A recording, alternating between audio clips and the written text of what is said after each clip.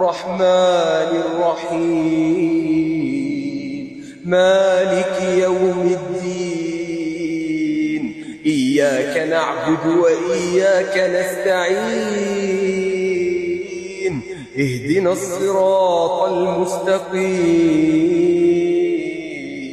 صراط الذين أنعمت عليهم غير المغضوب عليهم ولا الضالين.